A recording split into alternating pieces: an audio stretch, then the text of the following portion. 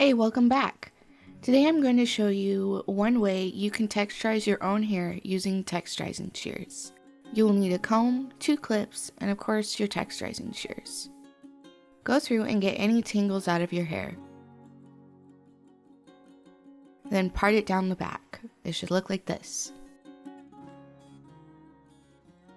Then you will make a subsection above your ear and clip it out of the way for both the right and the left side. There are a couple of ways that you can use texturizing shears. You can use them in the body of your hair to take out thickness if you have really thick hair. You can also use them to blend layers and help hair look more uniform and blended.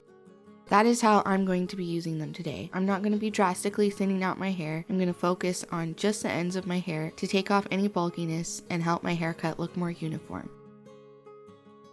So take the hair that you have subsectioned and focus on just the 2 to 3 inches of hair. When you make a cut with the shears, go in at a diagonal. If you cut straight across, that can leave noticeable lines. So go in at an angle.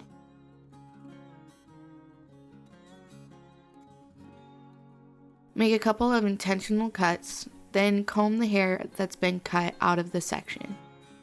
Hair coming out with the comb is normal, so don't get freaked out. Next, you will take more hair down from the clipped up hair and do the same thing.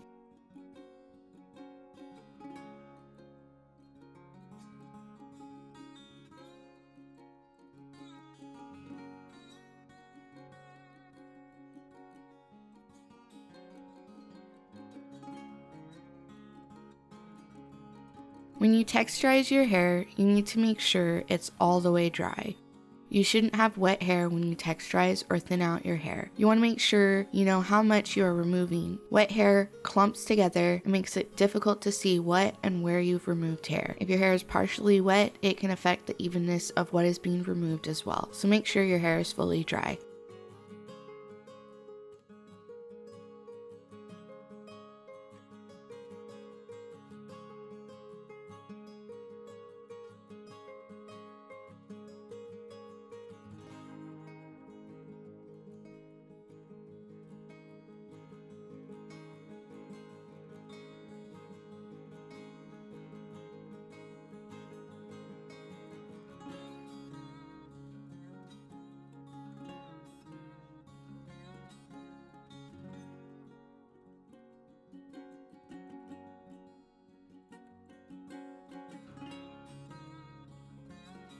So that's it. Continue taking down sections and texturizing the hair until there's no more hair to texturize.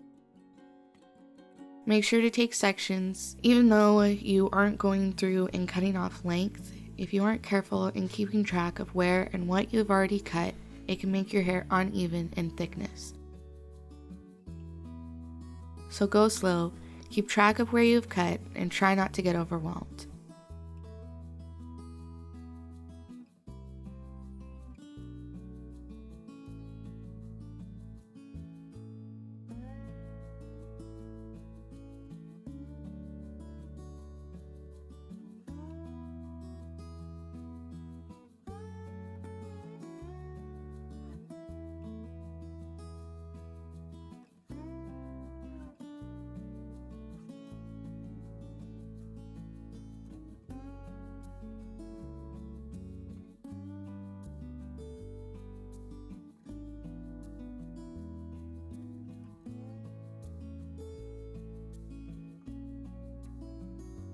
Texturizing shears can be used to thin out hair, help hair lay better, look more uniform, and blend better.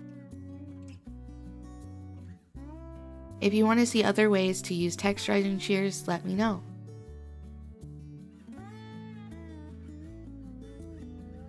Thank you for watching. I will see you in the next video. Thank you so much for watching. If you like this video, give it a thumbs up. If you're new to the channel, please subscribe.